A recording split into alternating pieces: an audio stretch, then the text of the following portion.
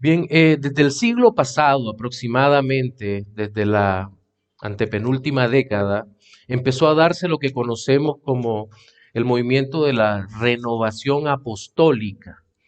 Ya tenía algunos años que había empezado, pero más o menos 30 años antes de terminar el siglo XX, tomó muchísima fuerza este movimiento que hoy en día todavía seguimos viendo. Es decir, una idea donde se cree aún que los apóstoles o el ministerio de los apostólicos está vigente para nuestro tiempo. Sin embargo, tenemos que entender que la Biblia no apunta en esa dirección, porque el ministerio apostólico fue fundacional. Ellos se encargaron de poner la base sobre la cual toda la iglesia sería levantada en la palabra del Señor.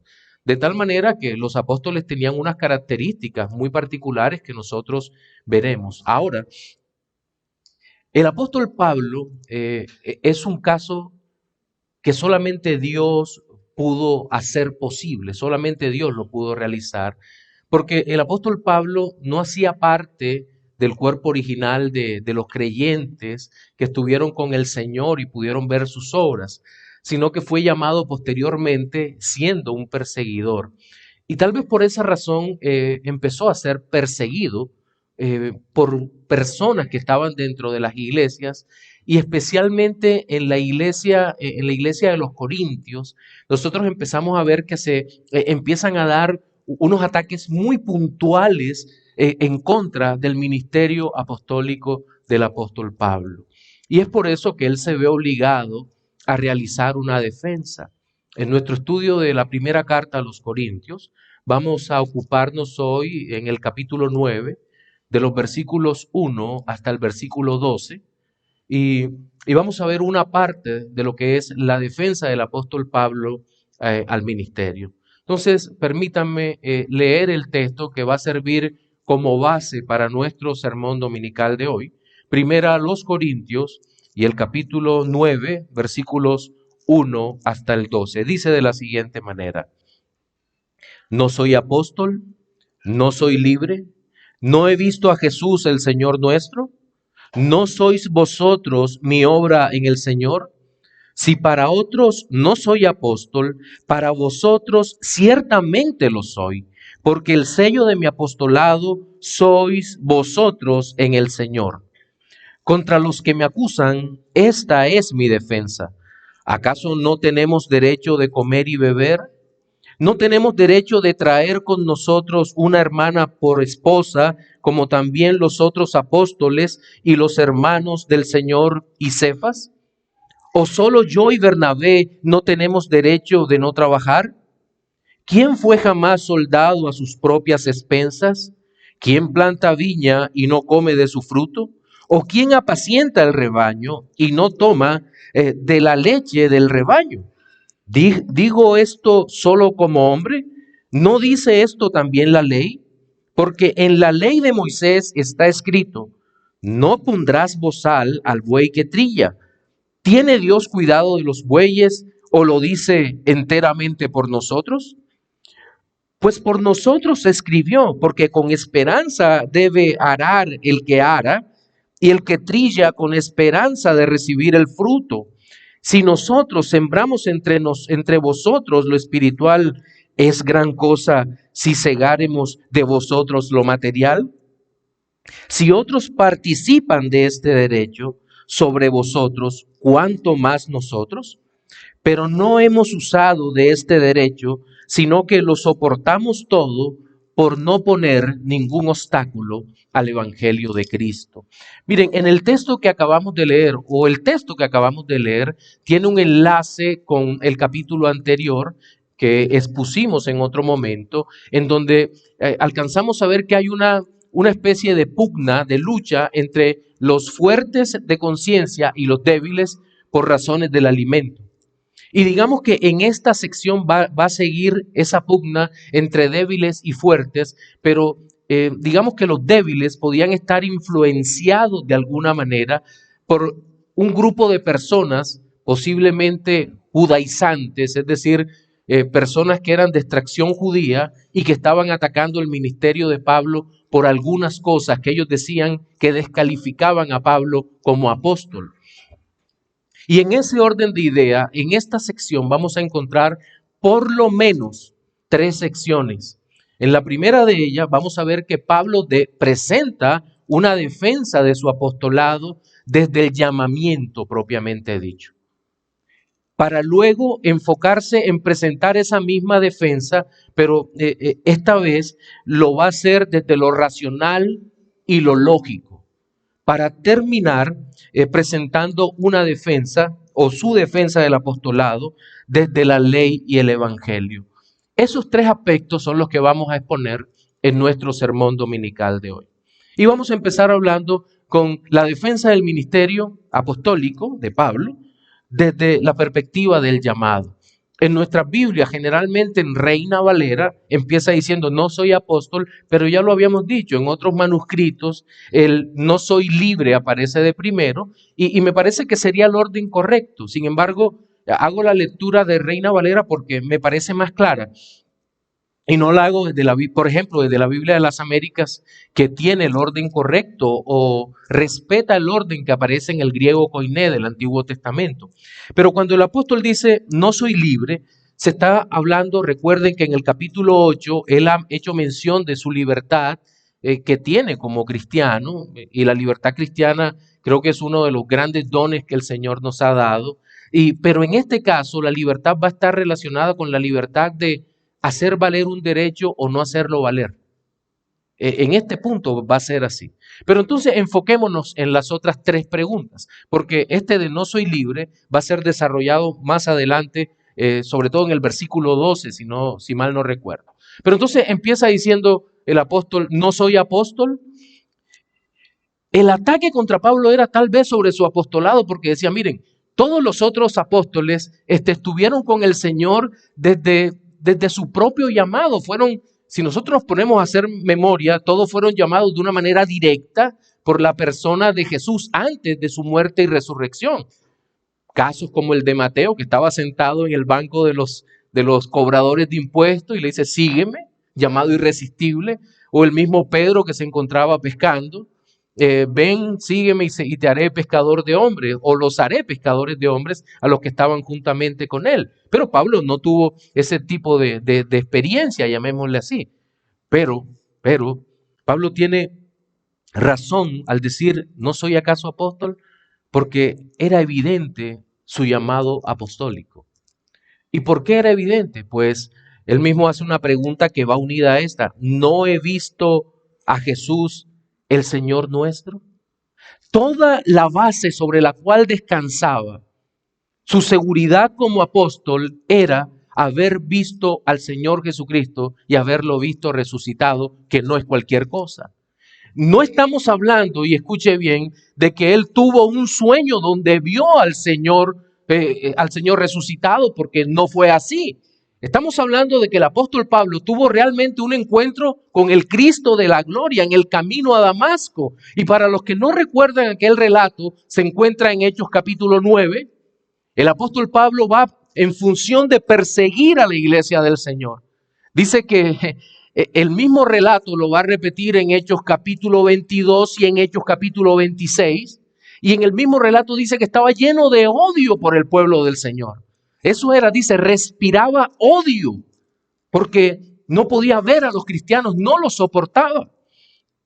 Y en ese camino, el Señor Jesús le aparece a Pablo y nuestro rey le dice, Saulo, Saulo, ¿por qué me persigues?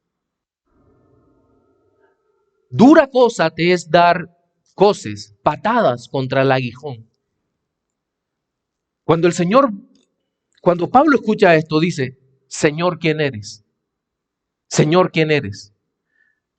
Porque, entre otras cosas, el Señor no se presentó diciéndole, yo tengo un plan maravilloso para ti, sino que se le presentó con toda la autoridad, enfrentándolo. Pablo, ¿por qué me persigues? Estás persiguiendo al pueblo de Dios. Y Pablo valientemente le dice, Señor, ¿qué quieres que haga? Con el Señor no vale la valentía. Señor, ¿qué quieres que haga? Y luego el Señor le da unas instrucciones muy, pero muy precisas de cómo tenía que vivir su vida a partir de ese instante cuando Jesús lo encuentra en el camino de Damasco. Nótese que no dije cuando Pablo encuentra a Jesús, sino cuando Jesús encuentra a Pablo en el camino de Damasco. Pero de aquel encuentro me llama la atención que algunos eruditos, sobre todo de la alta crítica, tratan de decir que fue un encuentro secreto entre el Señor y Pablo y nada más alejado de la realidad, porque había una cantidad de personas con él que escucharon la voz y vieron la luz. Sí, escucharon la voz y vieron la luz. Y de aquel encuentro, el Señor le ordenaría a Pablo que fuera donde un tal Ananías. Ananías es un personaje importantísimo en el relato, pero ¿qué? No ocupa si acaso 4 o 5 renglones en toda la escritura. Pero sería un personaje importantísimo. Y creo que cada uno de nosotros ahí pues, podríamos decir que necesitamos hacer para Dios lo que Dios nos ordena hacer, ¿cierto? Si Dios nos manda simplemente a decir, tu vida gira alrededor de que digas esto. Y yo creo que la vida de Ananías fue dada por Dios para que se encontrara con Pablo. El Señor se le aparece a Ananías y le dice, para acá viene Saulo. Señor, ¿cuál? ¿El que persigue a la iglesia? Sí, Ananías, el que persigue a la iglesia. Pero en Pablo habían quedado unas secuelas de aquel encuentro. Pablo había quedado ciego por ver la magnificencia, un poquito, de la gloria del Cristo resucitado. Un poquito. Eso no los pone a pensar que a veces esos testimonios extraños de yo vi al Señor y no pasó nada contigo. Dice uno en algún libro cuando uno lee algunas cosas que lo dejan, que le dan rabia. Dice, no, yo me estaba afeitando y apareció el Señor en mi casa. ¿Cómo que apareció el Señor? El Rey de Gloria y no te pasó nada. Juan cayó como muerto. Isaías dijo, ay de mí que soy como muerto, que han visto mis ojos al Rey de Reyes y aún vivo. Y tuvo que ser purificado. Y Pablo tuvo un encuentro con el Señor y quedó ciego. Y luego el Señor le dice, mira, ve donde Ananías. Y Ananías le ordena, ve donde Pablo. Y cuando Pablo llega, Ananías ora y se le desprenden aquellas escamas de los ojos y recobra la vista. Y en poco tiempo Pablo estaba predicando el Evangelio.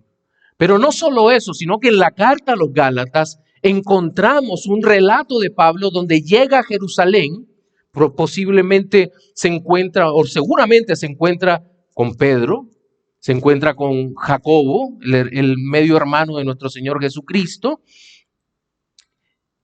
y le dan la mano en señal de aceptación. Si no hubiese sido un apóstol, un hombre llamado, seguramente los demás apóstoles le hubieran dicho, tú eres un falso apóstol. Pero es aceptado entre ellos. ¿Y por qué es aceptado? No es aceptado porque él se autoproclamó apóstol. Nadie puede hacerlo. Nadie podía hacerlo cuando todavía estaban vigentes los ministerios apostólicos. Sino que el Señor mismo es el que decide quién era apóstol. Y el Señor llama a Pablo. Y la razón fundamental por la cual Pablo es considerado un apóstol es que vio resucitado al Señor Jesucristo. Pero termina una pregunta que también tiene una respuesta positiva. ¿No sois vosotros mi obra en el Señor? Y aquí es donde muchos dicen, pero bueno, ¿acaso muchos misioneros no han plantado iglesias sin ser apóstoles? Entonces deberíamos llamarle apóstol a todo el que planta una congregación. Tendrías que haber visto resucitado al Señor. Y no lo has visto y no lo vas a ver porque en este tiempo la única forma como podemos conocer al Señor Jesucristo es a través de su santa y bendita palabra. Y luego en el versículo 2 dice, si para otros Aquí habla con los que estaban atacándolo. Si para otros no soy apóstol, para vosotros ciertamente lo soy. Porque el sello de mi apostolado sois vosotros en el Señor. Él había plantado una congregación en el primer siglo después de la resurrección de Cristo. ¿Y por qué es importante esto? Porque solo los enviados por el Señor en ese momento de la historia podían plantar la iglesia.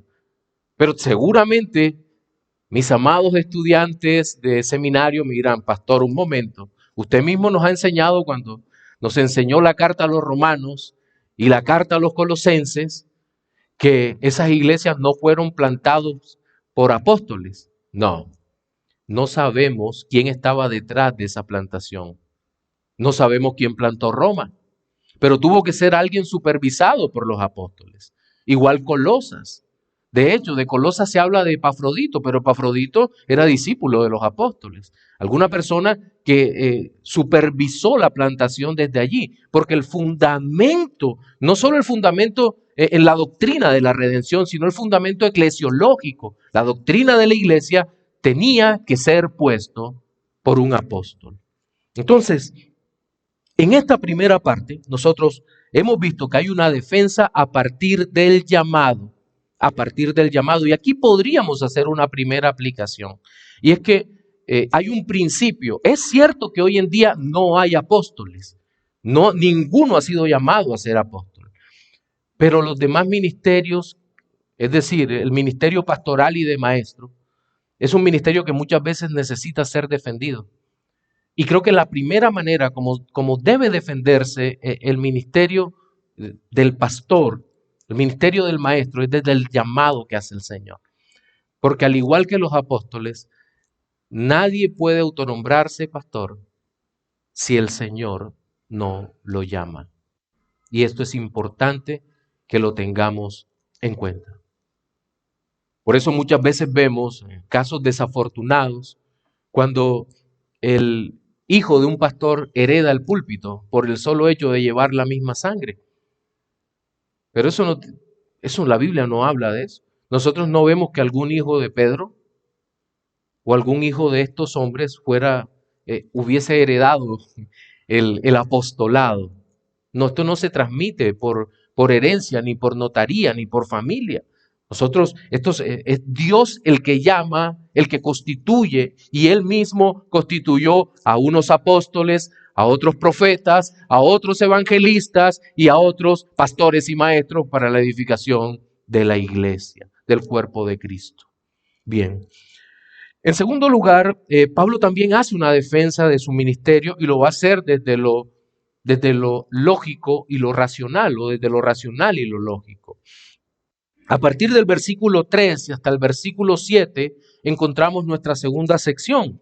Miren, dice, contra los que me acusan, esta es mi defensa. ¿Cuál? Seguramente ya ha dado los argumentos que vimos, pero ahora empieza a dar una serie de argumentos que son básicos, que son racionales y en los cuales empieza hablando de las necesidades básicas que todos los seres humanos tenemos.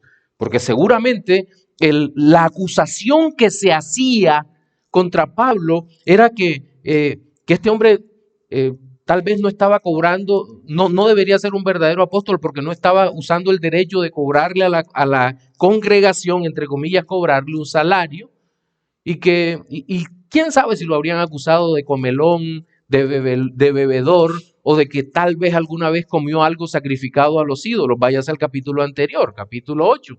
No sabemos la naturaleza de la acusación porque no tenemos la carta completa en donde son denunciadas las afrentas, las acusaciones completas contra Pablo. Solo tenemos su defensa. Entonces empieza diciendo, ¿acaso no tenemos derecho de comer y beber? Esto me recuerda mucho, o permítanme venir hasta el tiempo presente, cuando muchas veces quieren que algunos pastores de las comunidades sean una especie de faquires espirituales que no comen ni beben o sacrifiquen a su familia en medio del ministerio. Lo ven como una negación total de cualquier tipo de remuneración por la labor que hacen. Sobre todo en el siglo pasado vimos más esa tendencia. No es que tu labor tiene que ser sacrificial y es que porque tú, o como alguna vez leía que un pastor fue acusado porque trabajaba. Dice, estás trabajando, no, tú tienes que vivir de la iglesia, pero la iglesia no tiene lo suficiente para pagarte. Entonces, ¿quién los entiende? Tienes que vivir de la iglesia, pero la iglesia no tiene lo suficiente para pagarte, naturalmente. Eso es un conflicto enorme y aquí estamos viendo débiles de conciencia, pero como les decía en el sermón anterior, el débil de conciencia por lo general es legalista. Por lo general es legalista. Entonces, él dice, ¿acaso no tenemos derecho de comer y beber? Pablo trabajó en Corintio, trabajó haciendo carpas. Se ganaba su sustento de su propia mano. No tenemos derecho de traer con nosotros una creyente por esposa, como también los otros apóstoles y los hermanos del Señor y Cefas estaban atacando seguramente el hecho de que Pablo era soltero. Pero en el capítulo 7 de Primera a los Corintios, Pablo deja totalmente claro que un creyente podía servir siendo soltero siempre y cuando tuviese el don de continencia. Pero él lo estaban atacando por eso, seguramente. Pero ¿por qué todos los apóstoles tienen esposa y él no? Y él dice, un momento, solo no tenemos derecho a tener una creyente por esposa como la tienen todos los demás apóstoles. Sí, los demás apóstoles eran casados, tenían y seguramente viajaban con sus esposas. Y le aseguro que aquí hay una diferencia enorme cuando uno viaja solo y está encerrado solo en un hotel esperando que amanezca para seguir con la enseñanza a que estar con la esposa. O sea, hace más llevadera la soledad donde uno quiera que esté. Pero él dice, como los demás apóstoles, y habla de los hermanos del Señor. ¿Quiénes eran los hermanos del Señor? La Biblia por lo menos menciona que María tuvo 4 hijos más. La Biblia menciona que es la palabra de Dios. Pero de los que escribieron el canon, solamente resaltamos a 2. Santiago o Jacobo, a Jacobo, hermano del Señor. Aparece Santiago por aquello de que en latín aparecía el san de santo y Jacobo. Cuando unieron la expresión San Jacobo, aparece Santiago. Entonces, Santiago, medio hermano del Señor, es uno de los que escribe la carta de Santiago y el otro sería Judas. Que no nos pase como la anciana que alguna vez dijeron, abramos la Biblia en el libro de Judas y dijo, lo único bueno que dejó ese desgraciado.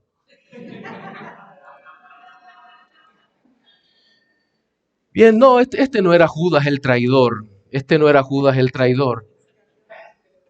Este era Judas, el medio hermano del Señor. Y había otro apóstol Judas porque era un nombre común. Ale está tratando de explicarle a Patrick, al francés, el chiste.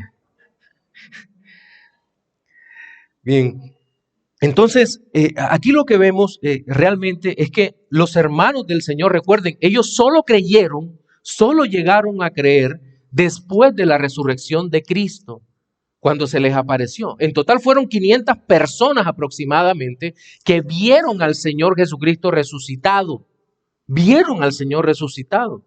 Y entre ellos, sus 2 hermanos. El Señor no dejó perecer a su familia según la sangre, según la carne, según la carne. No los dejó perecer, sino que los redimió para Él. Y dice, ¿o solo yo y Bernabé no tenemos derecho de no trabajar? Todos los demás dependían de las ofrendas que la iglesia le daba en los ministerios que desarrollaban. Pero Pablo se había negado en su libertad a hacer uso de ese derecho. A hacer uso de ese derecho. Solo yo y Bernabé, y ya en este momento, la carta es escrita después del año 60, aquella pelea que tuvo Pablo con Bernabé, ¿se acuerdan? En su primer viaje misionero, porque Bernabé quería llevar con él a Juan Marcos y Pablo dijo no, porque este nos abandonó, así que lo más correcto es que no lo llevemos. Y dice la escritura que hubo tal desacuerdo entre ellos que Bernabé se fue con Juan Marcos por un lado y Pablo y Silas se fueron en el segundo viaje misionero que relata el libro de los Hechos, creo que después del capítulo 16, por otro lado, predicando el evangelio. y plantando iglesias conforme a la voluntad del Señor. Entonces, dice, solo Bernabé y yo tenemos derecho de no trabajar. Y cierra esta sesión diciendo, hay 3 preguntas maravillosas acá que todas ameritan una respuesta negativa. La primera es, ¿quién fue jamás soldado a sus propias expensas? ¿Quién se hizo soldado y dijo, miren, yo voy de hoy en adelante, voy a prestar el servicio militar, pero la comida me la mandan de la casa? No voy a comer de aquí, no, tienes que comer y es más, la milicia, el ejército que te recluta, tiene la obligación de alimentarte. No solo cuando estás en el cuartel, sino cuando estás en plena guerra. Debes tener raciones suficientes de campaña para que no te mueras de hambre. Por eso en las guerras, si usted hace un análisis breve de una guerra, pongamos un ejemplo actual, la guerra de Ucrania y Rusia. Los que han estado pendientes recordarán que Rusia cayó en una de las trampas más viejas de la guerra. Los dejaron entrar hasta la capital de Ucrania, hasta Kiev, y una vez entró todo el ejército ruso, le cortaron las líneas de suministro para ahogar de hambre, para matar de hambre a todos ellos. Los hicieron luego retroceder. Entonces, quien te recluta está obligado a alimentarte. El reino de los cielos muchas veces es comparado con un ejército. Es decir, el Señor alimenta a su pueblo. Pero también nos habla que ¿quién planta viña y no come su fruto? ¿Quién planta viña? La viña también es una parábola que se utiliza para hablar del reino de los cielos. Y sería raro que alguien que está a cargo de administrar la viña no pudiera comer un puñado de uvas o no pudiese tomar las uvas. Dice, ¿quién planta viñas y no come del fruto? Nadie. Y la última que aparece es, ¿o quién apacienta el rebaño y no toma la leche del rebaño? Dentro del, llamémoslo así, dentro del pacto, dentro del contrato que había entre el pastor y el que cuidaba las ovejas, el pastor podía tomar la leche como parte de su salario. El pastor bueno. Otra referencia al reino de los cielos. 3 referencias, una milicia, un viñedo y un rebaño de ovejas. Y dice, y en todos 3 casos dice, no hay ningún problema en que el que está a cargo tome, coma o saque fruto de eso de manera racional. Pero aquí es donde viene el otro punto y vamos a observar qué tan racional debe ser esto, qué tan medido debe ser esto y con cuánto cuidado debemos observar esto. Es decir, hasta aquí observamos una defensa racional, una defensa lógica del ministerio apostólico de Pablo. Y también podríamos sacar una defensa lógica del sustento de cualquier ministro que sirve en una iglesia.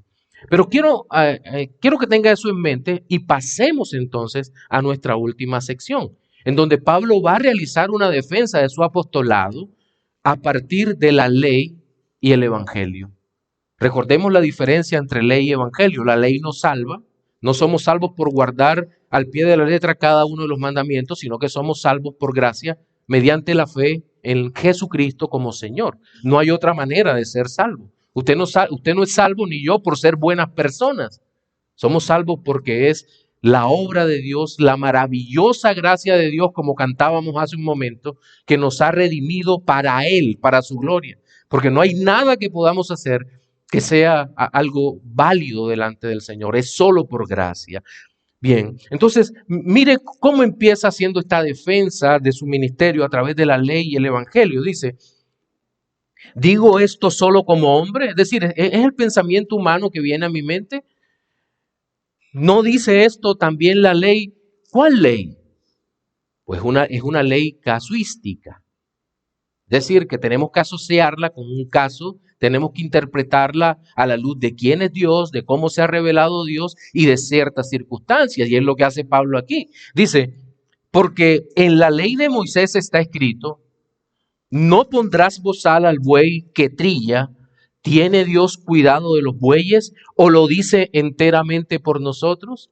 Para los que no están familiarizados con el tema de temas agrícolas, eh, trillar era cuando el buey, en este caso en Israel, en Judá y en todo este cercano oriente, el animal favorito para realizar esta labor, no solo del arado, sino cuando ya estaban listos los campos, era que pasaban los bueyes por encima para pisar sobre todo el trigo, la cebada u otros cereales, y los pisaban para hacerlos más fáciles.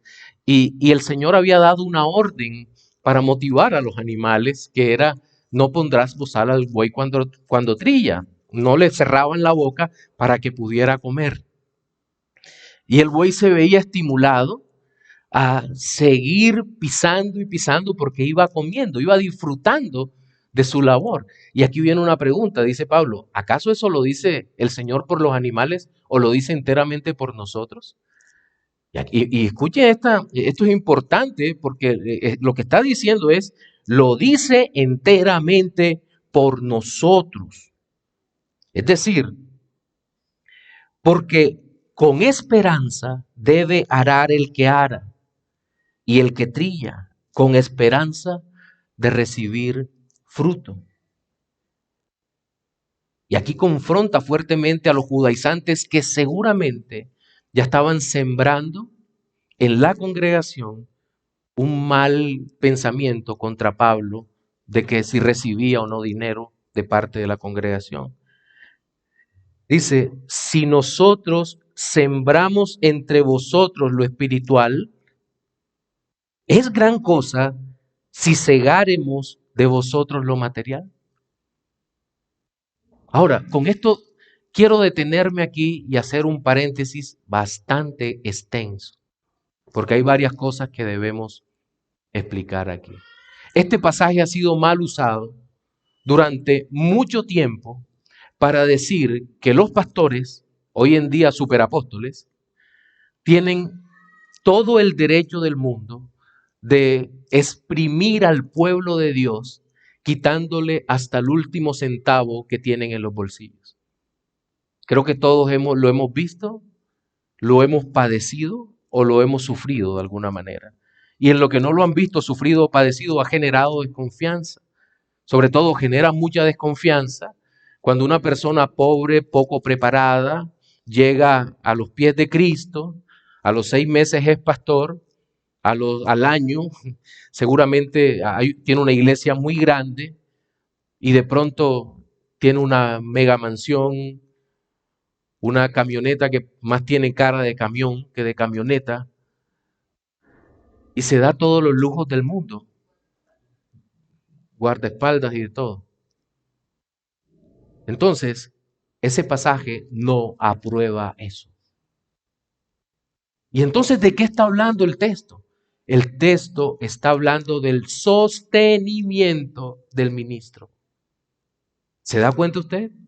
Más adelante, seguramente lo veremos en un próximo sermón, el apóstol Pablo en el 14 dice, versículo 14 dice, así también ordenó el Señor a los que anuncian el evangelio que vivan del evangelio.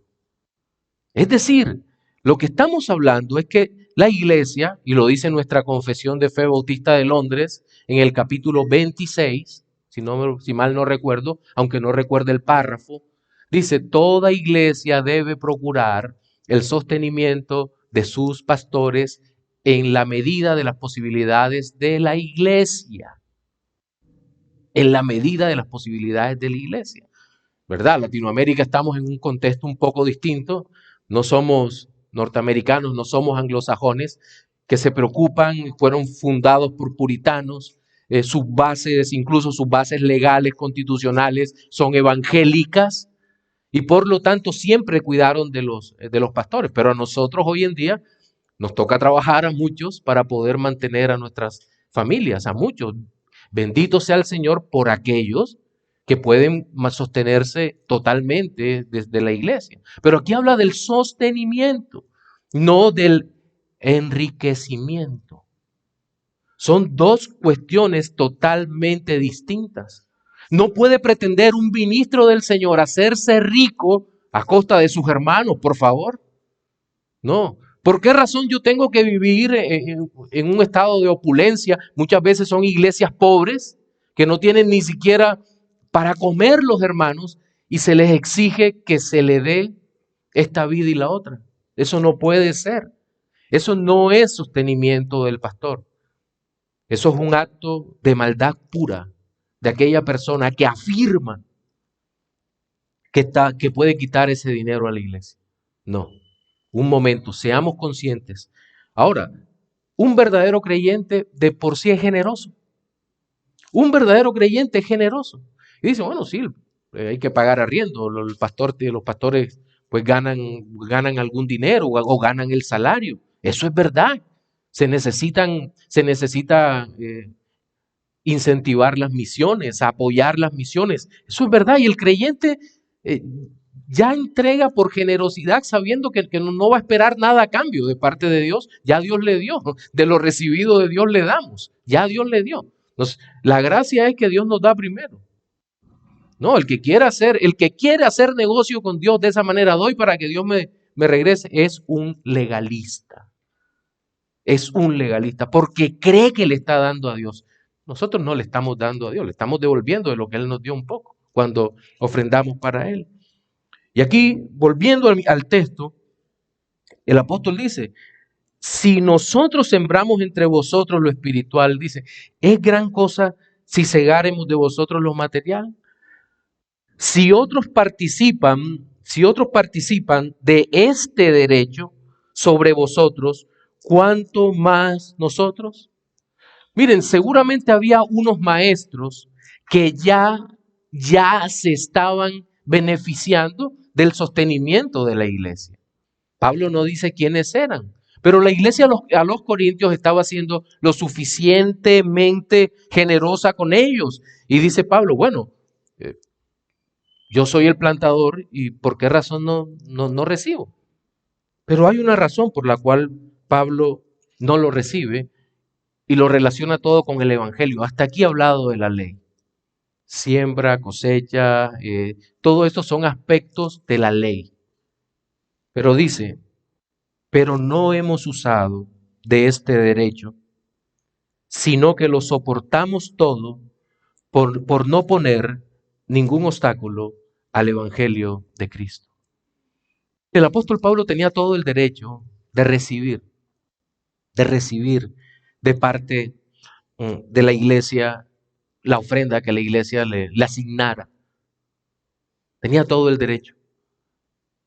Pero al igual que pasaba en el capítulo 8, en el capítulo anterior, cuando decía que podían comer de todo, pero si por amor al hermano él se abstenía de comer, si al hermano le costaba comer la carne sacrificada a los ídolos.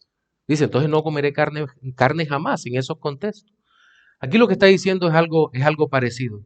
Si para mí recibir ofrenda de la iglesia está siendo motivo de que un hermano o un grupo de hermanos sean afectados por eso, entonces no voy a recibir de la iglesia ninguna ayuda.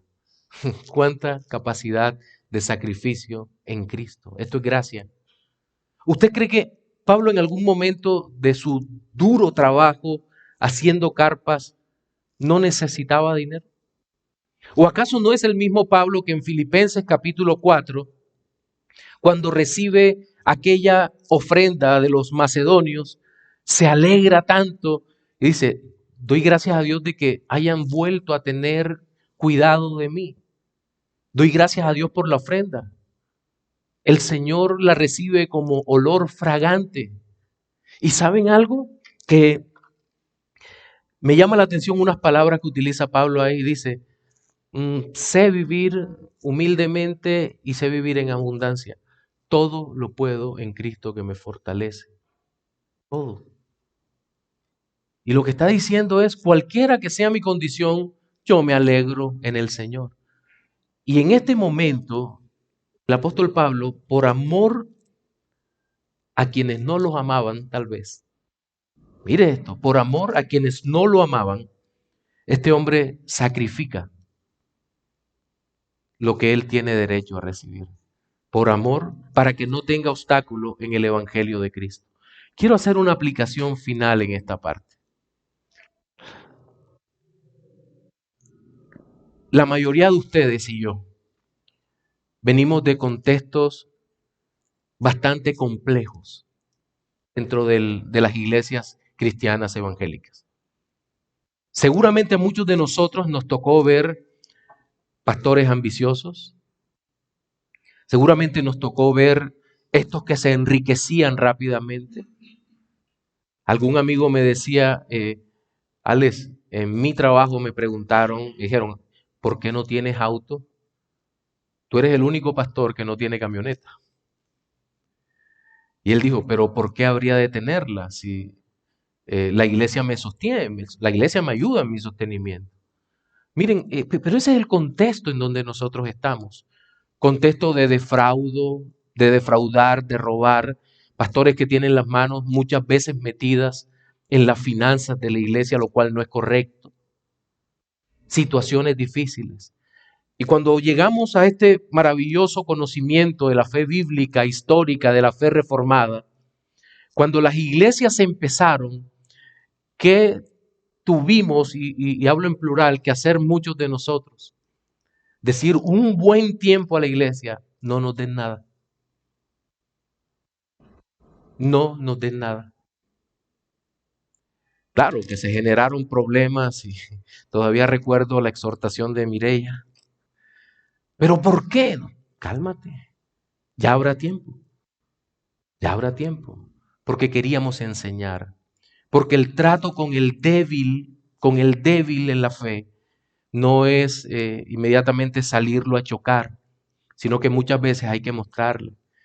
Muchos llegaban a la iglesia contentos y decían, qué bueno porque aquí no damos dinero. Decíamos, cuánta falta de generosidad hay en ti. Pero ese no es el problema. Quiero que entiendas que el problema no es el dar. Ese no es el problema. El problema es el corazón duro del que se roba la ofrenda, y el problema es el corazón duro del que da porque cree que va a obtener algo más de Dios. Ese es el verdadero problema al que nos enfrentamos. Y eso es un obstáculo terrible para la predicación del Evangelio. Porque el Evangelio no es la mejora del bienestar del hombre. No es que toda mi familia tenga la salud. No, no se trata de eso.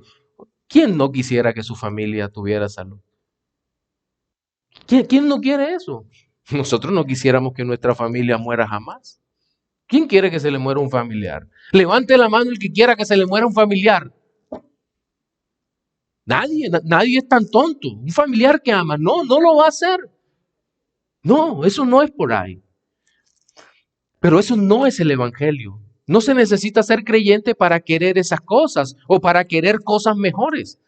No se necesita ser creyente para eso. Pero sí se necesita ser creyente para lo que es el Evangelio. Porque el Evangelio es el anuncio de las buenas nuevas de salvación en Jesucristo. Porque lo que nos dice el Evangelio es que el Señor Jesucristo se hizo hombre en un momento determinado del tiempo.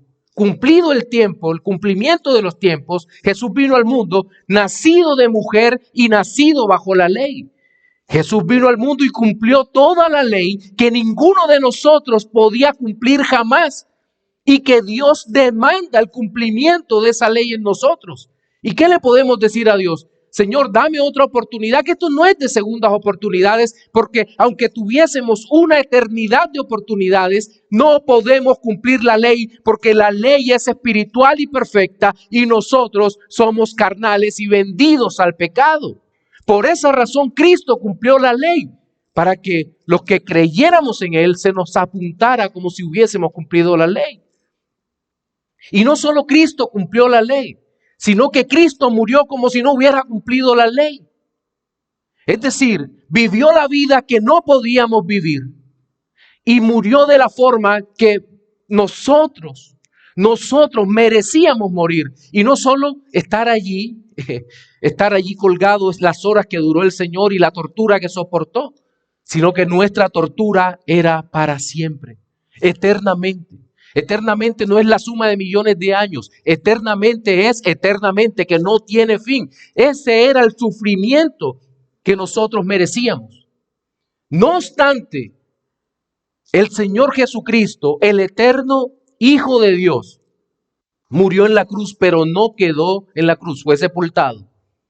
Y al tercer día se levantó de entre los muertos con poder y subió a los cielos.